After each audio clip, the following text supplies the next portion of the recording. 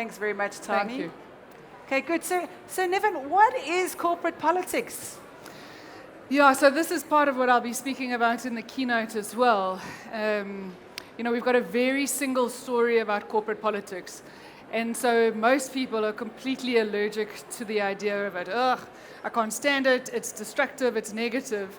And I think you'd have to be very naive not to admit that that is the case. But there's another way of engaging in corporate politics, because at heart, actually what they are is the informal, unofficial, behind-the-scenes things that we all do to sell ideas, increase power, get other objectives done. And so informal, unofficial, behind-the-scenes ways of getting things done are not in and of themselves negative. They must be positive as well. And so that's really what corporate politics are, that behind-the-scenes stuff. Okay, so is it similar to office politics? Yeah, I mean, in my talk, I talk about organizational politics as opposed to corporate politics, because it doesn't just happen in corporates. I've worked in NGOs, I've worked in the public sector, I've worked in South Africa, I've worked overseas. I have friends who have worked as church ministers, I have friends who are academics. Politics happens everywhere. So it's not corporate politics, it's organizational office politics. And what's interesting, we were chatting, you said it doesn't necessarily mean it's negative. No. So I suppose the assumption is when we use the term politics, it's like, whoa. Yeah. So how is it not negative? Well, it's interesting because I had a workshop the other day, and one of the delegates started very, very averse to the idea of politics. No, this is how things should happen. Can we just follow the rules and all this behind-the-scenes stuff? Can we just get away from it and get on with our jobs? And what she said at the end of the workshop was, actually, I don't think we'd get a single thing done in this place if it weren't for some of the politics. Because it's not just about the formal, it's not just about the official, it's not just about the visible. It's all about the relationships behind the scenes. And if you use those effectively and you build them effectively, very much like Renato was saying, build the relationships, build the capacity, build the perceptions people have of you, you can and should do that effectively. And so the single idea of only negative, only destructive, only abusive, no, we've got to get away from that. We have to. Okay, so how do we identify the type of politics that we have in our organization? How do we come to one, I don't know. So it's very unlikely that you've got one kind of politics. So similar to the work that I've done in culture, you'll have an overarching culture for an organization, but you will always have subcultures. Subcultures in teams, subcultures in departments, subcultures because of different leaders. And it's the same with politics. There's a general political environment that gets set, and you can feel it when you go into organizations. The kinds of things that happen here are very much around the informal and unofficial. And they can be very destructive, or they can be very positive. But subcultures and sub-political cultures will always happen in teams. And so you can have a great overall political culture, and you can have a very destructive sub-political culture in a team, in an environment because of the leadership there. So it's difficult to identify one. Okay, so it's quite varied, I suppose, and quite vast. Is there in the back scenes or the backstory, so to speak, one person that you think or seen that is poking the bear, that is stirring the pot? I use that terminology. Or what's it? We in South Africa, we poke the lion. Yeah. Is there one person instigating? No, so yes and no. I mean, cultures, political and otherwise, come from a whole history of how an organization's been run and a whole series of leadership. And at the same time, I came across this concept the other day and I thought, absolutely, this idea of the chief whisperer. So every organization, every team, every department has a chief whisperer. And it's really not a good idea to get on the wrong side, and I'm seeing some smiles. It's not a good idea to get on the wrong side of the chief whisperer. Sure. The person who has access and who can use that access absolutely to good. Like Spider-Man, with great power comes great responsibility. If you are the chief whisperer, you can use it effectively. And good grief, can you use it destructively? So I'd say it's a combination of both. Sure. So I'm sure a lot of us are sitting here going, I can see that person, I know who they are. How do we get on the good whisperer's side? Yeah. So I lecture at Henley Business School in the topic of corporate politics as well, and they had an assignment set for the execs that had come through my program a while ago, and they had to write a reflective paper saying, what did you learn about corporate politics? What were some of the implications for you and how you're showing up? And what are some of the things you need to do differently now and are going to do differently now? And it was fabulous to read these papers and to get a sense of what people got out of the day lecture. And the one woman said, when I mentioned the concept of a chief whisperer, she said her whole body went cold. And she said, I know exactly who that person is in my team, and I've dismissed them and I've rolled my eyes about them because I don't like them. I need to wake up. I need to get them on my side. I'm never going to like them enough to invite them over to my house. We're never going to be friends. But this dismissing of them and not seeing the impact of that has been incredibly naive. Let me invite you for a coffee and try to build some bridges and mend some fences here. Like I say, in a way that is sincere and authentic without having to make this person my best friend. Yeah, the chief whisperer, not the good whisperer, because clearly they're not good. Well, maybe. Okay, I'm not judging anyone. But the idea really is for us to, once again, reiterate the importance of working in teams. Once again, try to identify the culture of the organization. If this is maybe inherently the culture, maybe there's that negative political backstory happening. What do we as individuals do to try and fit in? Do we fit in, or do we rise above and say, I won't engage? Because you know what happens when we don't engage? People think we're weird. So how do we find that balance between maybe sitting back or engaging, but we know that the impact is just as dire both ways? Yeah, so I would say that sitting back is actually not an option. I wrote a blog on LinkedIn the other day, and the title was, if you don't do politics, politics are going to do you. Okay, so wake up. Okay. This sticking your head in the sand, and I will be the first one to put my hand up, that throughout a whole bunch of my career, and I was very senior, I worked at an executive level, I've had a great career, I've been very successful. I stuck my head in the sand when it came to politics. Let everybody else get on with it. It's actually not a smart move.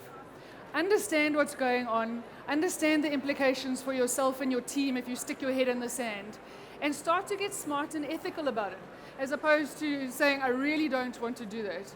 Because really don't want to do that is not a sustainable strategy for your career. There are all kinds of studies that show that when it comes to your career success, sure, it's great that you're talented, wonderful that you work hard, fabulous that you've got 6 degrees.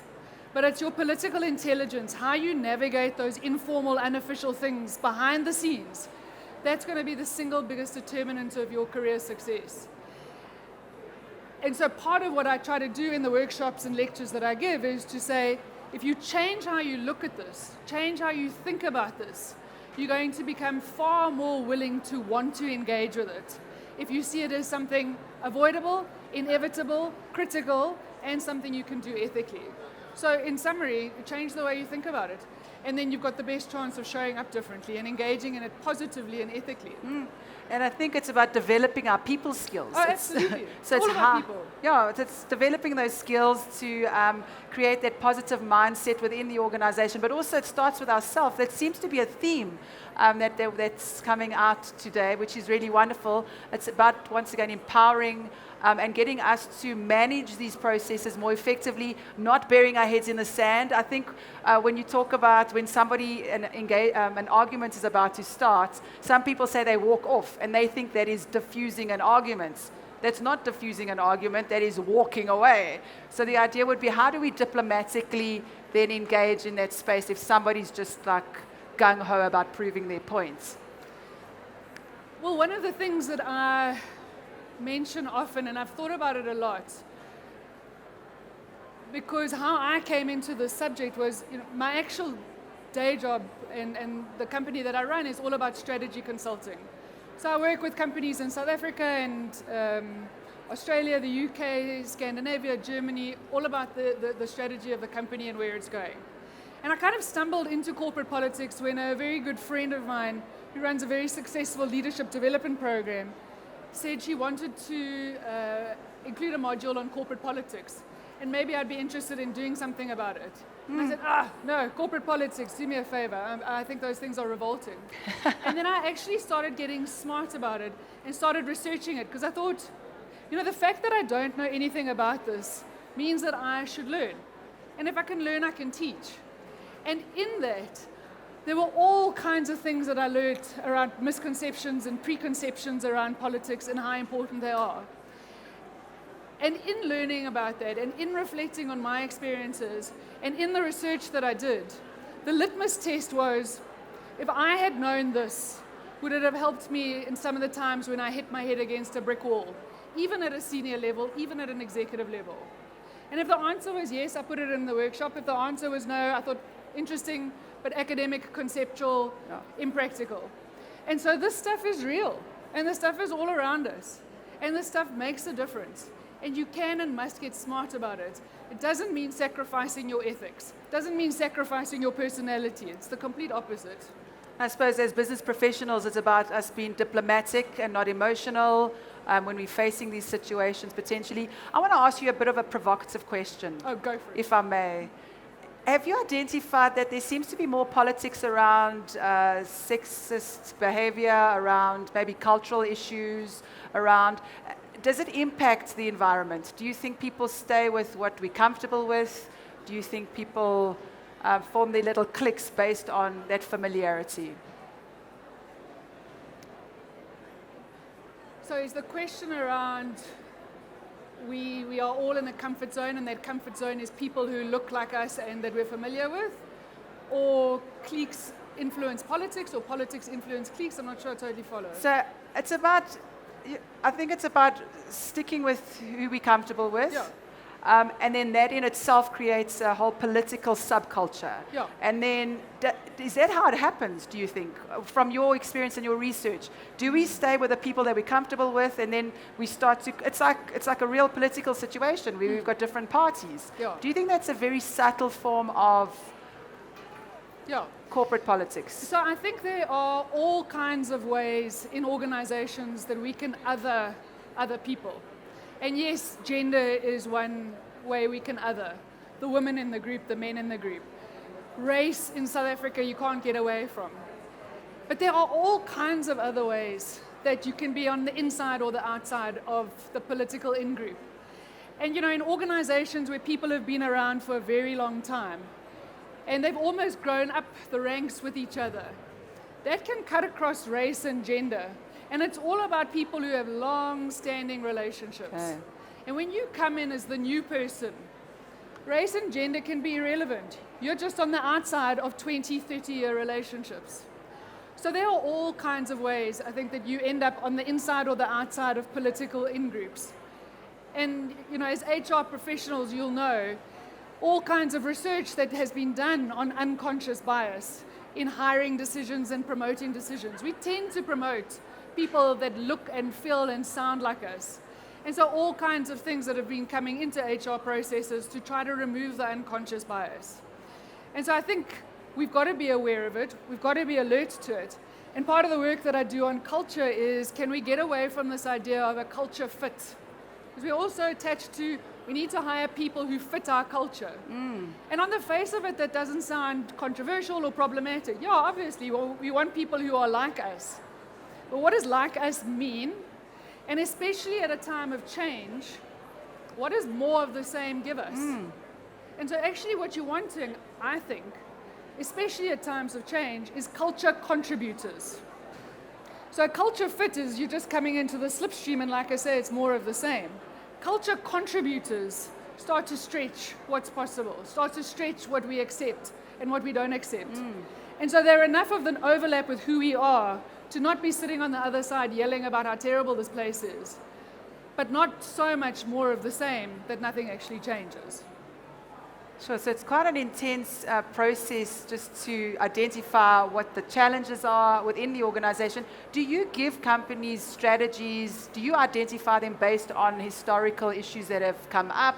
How do you get to the root of this challenge? Do you empower people? Do you just create the awareness? What do you do to help those challenges? Yeah, so I think there's all kinds of ways that I work. And I suppose the first thing that I think about when I hear the term empowering people, how many of you have seen Patty McCord's the Netflix culture deck? Yes, no? Okay, so go Google the Netflix culture deck, which is, I think, become pretty much a viral document for how Netflix thinks about its culture and what they do and don't do to build a fantastic culture. And one of the things that Patty McCord, who is the head of HR for Netflix, says is, what's this idea of empowering people? Like they come into the organization and we've got to give them power. No, actually most of the time people come into the organizations fully empowered. And what do? We systematically take it away from them. Yeah, we systematically chip away at their confidence and their decision-making ability and their autonomy. So we're the ones who take away the power that they completely have. So stop this idea of empowering people. They are empowered. Let's keep them empowered. And I suppose for me, the work that I do is, like I say, at a strategic level for organizations. It's at a team level, but it's also at a personal level. Because I find it fascinating. There's two sets of data that's informed why I started the work that I do. How many of you know the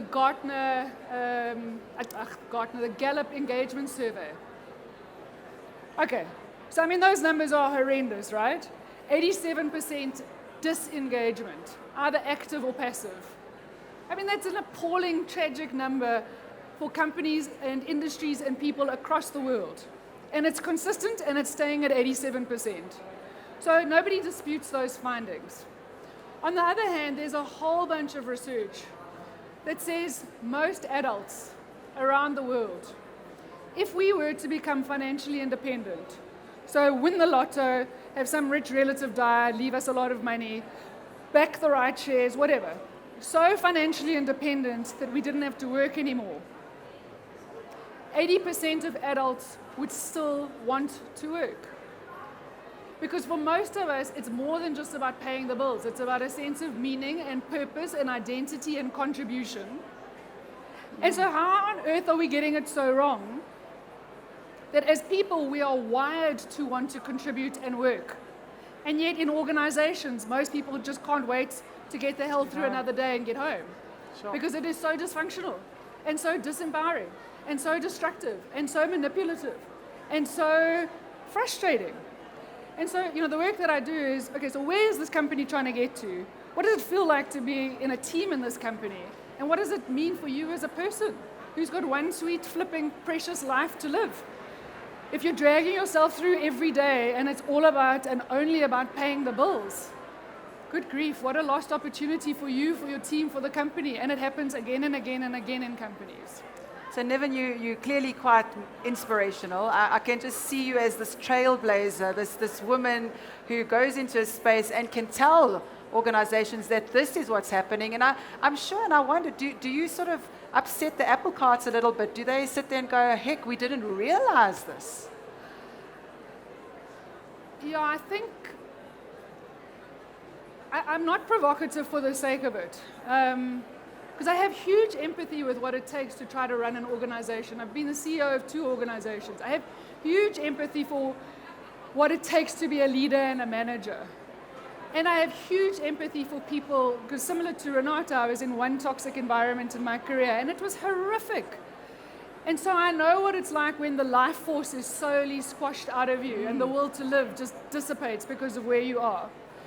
So no, I don't provoke. I empathize and see where we can go from there.